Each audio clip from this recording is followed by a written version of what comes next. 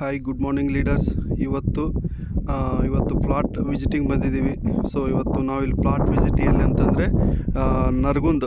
So Navalgund ತಾಲೂಕಿದು ಬಸಾಪುರದಲ್ಲಿ ನಾವು ಬಂದಿದ್ದೀವಿ. So ಇವತ್ತು ತುಂಬ ಒಂದು ಖುಷಿ ಆದಂಥದ್ದಿದೆ, ಬೆಳೆ ನೋಡ್ಬೋದು.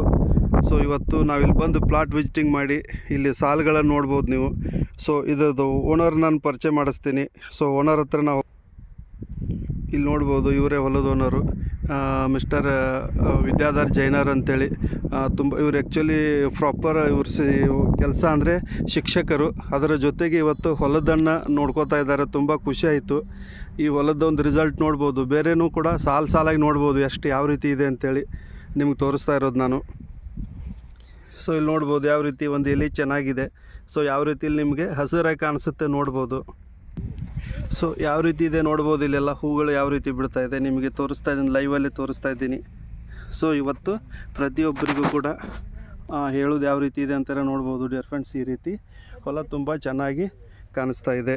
ಸೊ ಇನ್ನೊಬ್ಬ ನಮ್ಮ ಲೇಡಿ ಟೈಗರ್ ಇದ್ದಾರೆ.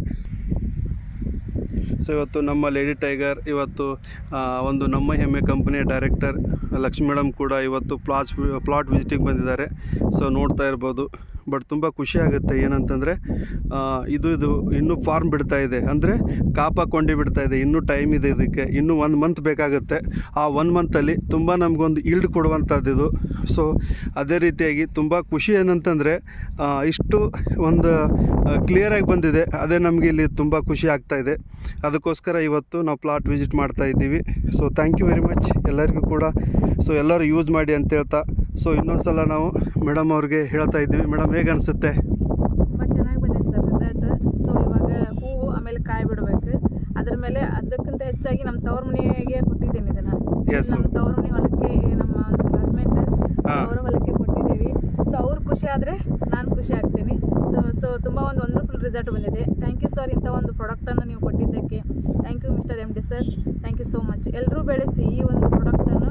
ಸೊ ಆರ್ಗ್ಯಾನಿಕ್ ಪ್ರಾಡಕ್ಟ್ ಅನ್ನೋದು ಹೆಲ್ತಿಗೂ ದೇಹಕ್ಕೆ ಭಾಳ ಇಂಪಾರ್ಟೆಂಟ್ ಇರುತ್ತೆ. ಸೊ ಎಲ್ಲರೂ ಅದನ್ನು ಕಂಪನಿ ಅನ್ನೋಕ್ಕಿಂತ ಹೆಚ್ಚಾಗಿ ನಮ್ಮ ಹೆಲ್ತ್ ಚೆನ್ನಾಗಿರ್ಬೇಕಂದ್ರೆ ಆರ್ಗ್ಯಾನಿಕ್ ಪ್ರಾಡಕ್ಟನ್ನು ಯೂಸ್ ಮಾಡಬೇಕು.